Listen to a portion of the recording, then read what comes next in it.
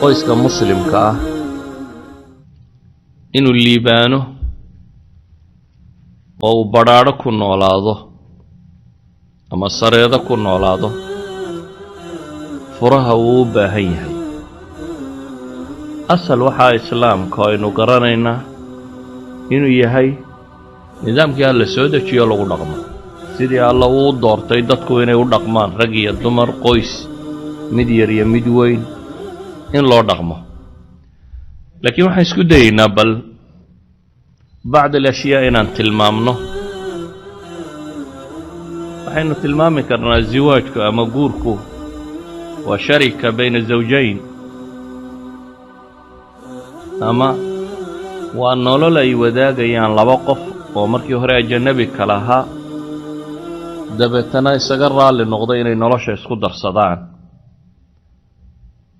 waxay yidhaahdaan shirkaddaasi waxaa asal u ah ra'samaalkeeda koowaad bay yidhahdaan huwa alxub. shirkaddaasi ra'samaalka keliya ay leedahay ee asalka ka ahi waa kalgacal.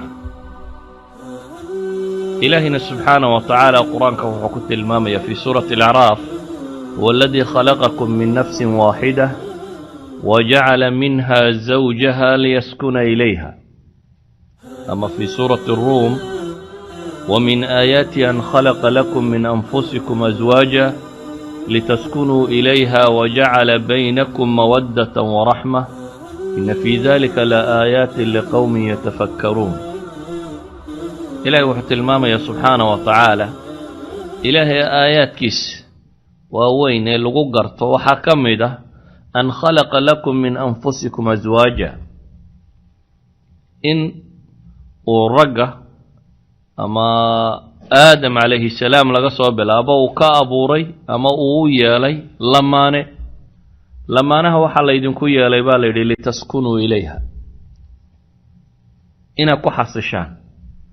asalka guriga markaa waxaa asal ka ah in loo dhisto lilitmi'naani waasukuuni waalraaxa, qofku inuu dego oo xasilo oo meel nolosha dhibteeda kale uu ku soo ilaabo ay noqoto, meeluu nashaad iyo firfircooni ka qaado marka uu ka baxaya inay noqoto.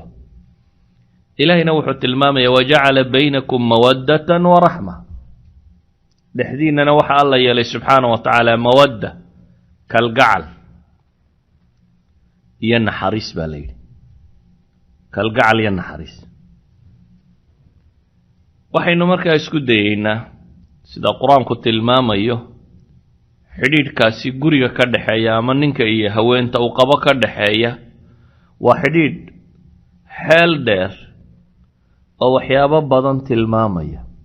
ilaa xad ilaahay ku tilmaamaya hunna libaasun lakum wa antum libaasun lahun, hubaa u tihiin idinku haweenkaan qabtaan, haweenaydaaduna hubay kuu tahay. dharku qofka bini aadamkaahi 3 shay buu u qaataa. awalan wuxuu u qaataa caadiyaat alxayaa inuu iskaga celiyo, kulayl qabow waxa jira inuu iskaga rabo. ثaaniyan wuxuu u qaataa lisatri cawrati, cawradiisa inuu ku asturto. ثaaliثan wuxuu u qaataa liziina walitazayun, inuu isqurxiyo. ninka iyo gabadhu intaba way isu yihiin, 3 shayba ninka iyo gabadhu way isu yihiin. awalan kalgacalka iyo xubbiga ninka iyo gabadha u dhexeeya inta badan dadku markaa jacayl iyo kalgacal iyo muxibo iyo cishq iyo warkaa marka la sheego, dadka inta badan waxaa ku soo degdega caqligooda mas'alat aljamaal, quruxda iyo dhismaha qofka iyo hay-addiisa. nacam, quruxda iyo cadamada iyo weynida iyo waxaasi waa fitrada insaanka bay ka mid yihiin, sideeday fitriyan bay ay maxbuub yihiin. waayo ilaahayba qur-aanka markuu inoo manno sheeganayo ee la sheegay xoolo in laynina siiyey oo ilaahay inoo abuuray oo aynu wax ku raranayno oo ku guurayno, ayaa la yidhi walakum fiiha jamaalun xiina turiixuun wa xiina tasraxuun. qurux baa idinku sugan xoolu markay sii dareerayaan iyo markay soo dareerayaan baa la yidhi. yacni jamaalku waa shay fitrada asalka qofka bini aadamkaa ka mid ah. laakiin gurigu jamaalkaasi ku saabsan hay-ada iyo bidhaanta waxaa ka muhiimsan jamaalu lafcaal waxa la yidhaahdo quruxda dhaqanka ka muhiimsan. quruxda dhaqanku ama jamaal lafcaal ayaa sameeya kalgacalka joogtada ah, waayo jamaalka jasadigee sare ee muuqda waxyaabaha ugu horeeya ee lumaabuu ka mid yahay. marka muddo la wada joogo da'baa iska socota, saa daraaddeed waa tarahulaat waa muuqaalkii hore isbeddel baa markiiba ku yimaada. laakiin waxaa loo baahan yahay inuu gurigu ku dhisnaadee kalgacalkiisu ku salaysan yahin waxa weye ka asala jamaal alafcaal in laysu dulqaato waxyaabo badan isha laga rogo si kalgacalku uu u beernaado. waxaa ka mida bay yidhaahdeen altawaafuq bayna altawaquci waalwaaqic. kullu hada waxay u baahnaayeen amhila min alkitaabi wasunna inaynu tilmaamno, laakiin wakhtigu wuu iska dhammaanaya. waxaan ku soo koobayaa uun guriga muslimkaah waa guri kalgacayl iyo isu uurfayoobaan ku nool, waa guri naxariis iyo mucaamaladii fiicnayd ee nusuusta qur-aanka iyo xadiidku sheegaysa ee ixsaan iyo iihaar iyo wanaaggaas oo dhan jira, cadaalad iyo raxmo iyo waxa qur-aanku sheegaya o dhan. waayo waa meesha la rabo in lagu barbaariyo ubadka bulshada u soo kacaya, oo ubadku inuu guriga ka yimaado isagoo yaqaana macna alxub iyo dadka kalgacalka loo haynayo, naxariista, cadaaladda, dhimirsanaanta, cafwiga, tasaamuxa, kullu daalika nusuusta qur-aan ee tirada badan le ay sheegayso ee lagu yidhi dadka kale kula dhaqan, waxa awla u ah oo ugu horeeya inaad kula dhaqanto maxay? taa nolosha wadaagtaan. haweenna waxaan ku soo koobaya iyada nebi moxamed wuxuu yidhi salawaatu ullaahi wasalaamu calayh, gabadh baa u timi dabeetana danay lahayd baa ay ka waraysatay. markay dhammaysatay wuxuu ku yidhi nin ma leeday? haa bay tiri. saa isku tihiin buu yidhi, arrinkiisa saa tahay. waxaanu taag waaye mooyaane wuxuu u baahanya uma meel yeela bay leeday, yacni wax kastayna raalligelayaa baan isku dayaa. wuxuu nebigu yidhi ku dadaal, isagaa janniya naartaadiiya buu nebigu ku yidhi. idan haweenayda ninka waxa caanka ah atakabur bay dhahdaan iyo alkibriyaa.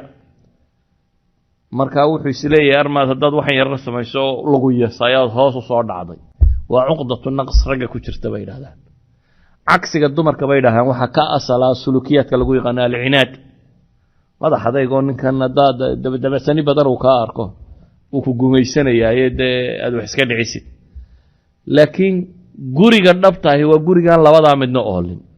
ninkuna markuu guriga joogo isla weyniyoo dhan uu ilaabay, haweentuna markay gurigeeda joogto daaco dhammaanteed ay la timi. waayo haweenta waxaa laga rabay xadkuu nebi maxamed tilmaamay salawaatu ullahi wasalaamu caleyh. mucaad ibnu jabal markuu shaam iyo meelaan ka yimi uu arkay qolo boobabkoodii wadaadadoodii u sujuudaysay, uu nebiga yidhi adna aanu kuu sujuudno oo isku dayey. wuxuu nebigu ku yidhi salawaatu waxaanaad samaynaysaa waa maxay? qisadiibuu u sheegay. nebigu wuxuu ku yidhi haddaan bashar uun fari lahaa inuu bashar u sujuudo, bini aadam uun haddaan odhan lahaa bini aadam, sujuuddu waa maxay? sujuuddu waa meesha muujisa inaad ogoshahay ilaahay inaad addoonkiisii tahay.